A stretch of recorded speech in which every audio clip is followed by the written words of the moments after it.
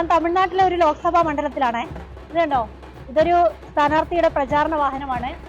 ഇത് ശ്രീലങ്കൻ LTT നേതാവ് വേലുപ്പിള്ള പ്രഭാകരന്റെ ചിത്രമാണ്. ഇനി ഇതാ ഇങ്ങേ അറ്റത്ത് നോക്കിക്കഴിഞ്ഞാൽ നമ്മുടെ ചന്ദന കള്ളക്കടത്തുകാരൻ വീരപ്പന്റെ, അങ്ങനെ കുപ്രസിദ്ധി നേടിയ വീരപ്പന്റെ ചിത്രം ആലേഖനം ചെയ്തിട്ടുണ്ട്. ഇത് ആരാണെന്നറിയാമോ? ഈ സ്ഥാനാർത്ഥി വീരപ്പന്റെ സ്വന്തം മകൾ നമ്മുടെ വിദ്യാറാണി വീരപ്പനാണ്. അവരുടെ പ്രചാരണ വാഹനമാണിത്. ഇവരാണ് ഇവിടെ ലോക്സഭാ മണ്ഡലത്തിൽ, ഈ കൃഷ്ണഗിരി ലോക്സഭാ മണ്ഡലത്തിൽ നാം തമിഴർ കക്ഷിയുടെ സ്ഥാനാർത്ഥിയായി മത്സരിക്കുന്നത്.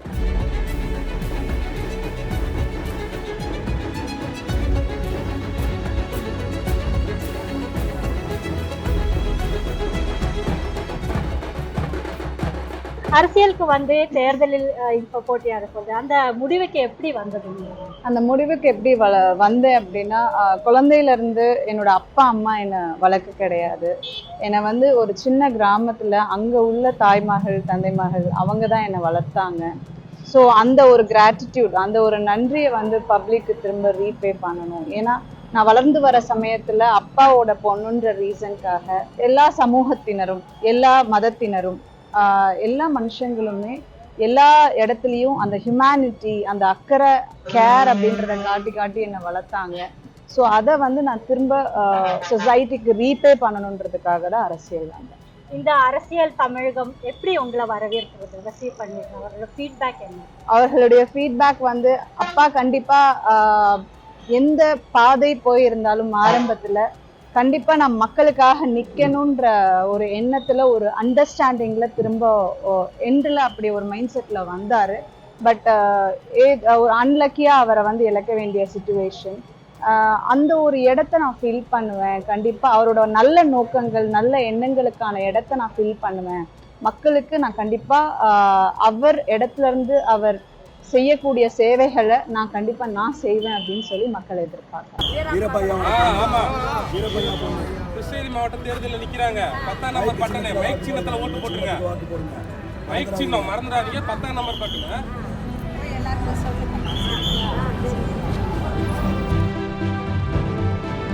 ஏன் பிஜேபி விட்டீங்க? அதாவது என்னதான் ஃபர்ஸ்ட் வந்துட்டு அவங்க கூப்பிட்டாங்க, ஒரு வாய்ப்பா நினைச்சு நான் அதுல போனேன். ஒரு இன்ட்ரோடக்ஷன் கிடைச்சது. அங்க ஒரு எனக்கு ப்ராப்பரா சொசைட்டிக்கு சர்வீஸ் பண்ற ஒரு அஜெண்டா இருக்கும் அப்படின்ற ஒரு எதிர்பார்ப்புல நான் போனேன். ஆஃப்டர் தட் ஒரு 1.5 year நான் அமைதியா தான் இருந்தேன். எனக்கு அந்த டைம்ல ஒரு புரிதல் என்ன அப்படின்னா, more then being for a national party, ஒரு நம்மளோட நாட்டோட மக்களுக்கு வந்துட்டு இங்க இருந்து தான் நம்மளால உரிமை குரல் எழுப்ப முடியும், இங்க இருந்து தான் நம்ம எல்லாத்தையும் கேட்க முடியும் அப்படின்னு சொல்லிட்டு I search for a better place.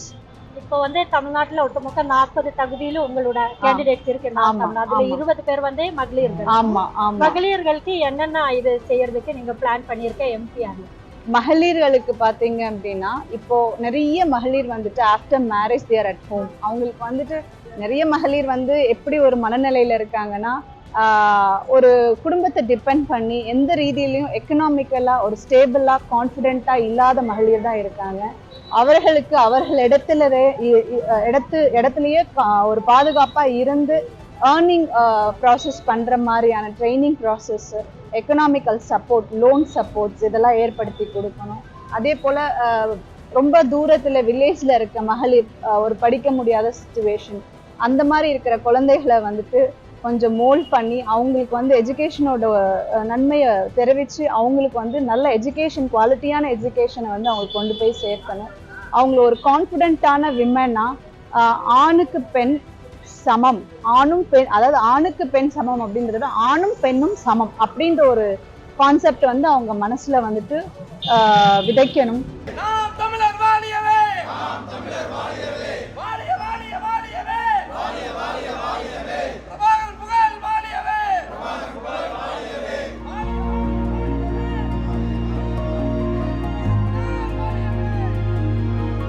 ஒரு அரசியல்வாதி ஆகிறதுக்கு உங்களோட அப்பா எந்த அளவுக்கு உங்களை இன்ஸ்பயர் பண்ணியிருக்கு வீரப்பன்?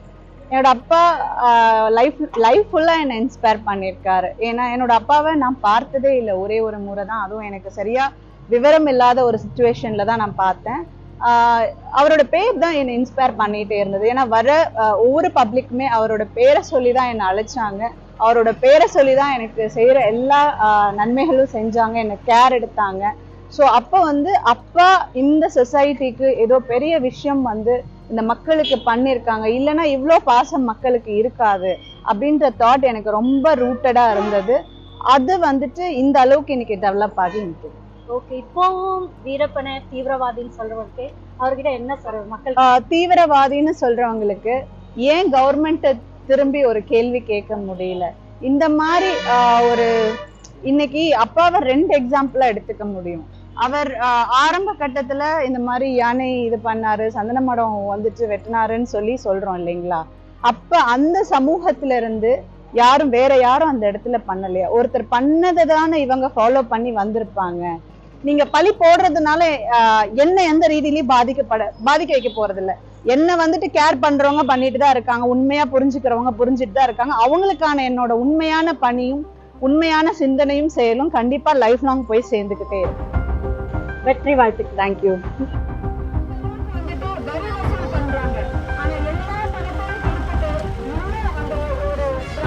കഴിഞ്ഞ തവണത്തെ ലോക്സഭാ തെരഞ്ഞെടുപ്പിൽ കൃഷ്ണഗിരി മണ്ഡലത്തിൽ നാം തമിഴർ കക്ഷിക്ക് ലഭിച്ചത് വെറും 28,000 വോട്ടുകളാണ്. ഇത്തവണ വിദ്യാറാണി വീരപ്പൻ മത്സരിക്കുമ്പോൾ ആ വോട്ട് വിഹിതം അല്പമെങ്കിലും ഉയർത്താനാകുമെന്ന പ്രതീക്ഷയാണ് നാം തമിഴർ കക്ഷിക്കുള്ളത്. അതിനപ്പുറം വിജയ സാധ്യതയൊന്നും തന്നെ കൃഷ്ണഗിരി മണ്ഡലത്തിൽ ഇവർക്കില്ല. அடுத்த 5 காலம் வீட்டில் நாங்கள் பார்த்துக் கொள்கிறோம்.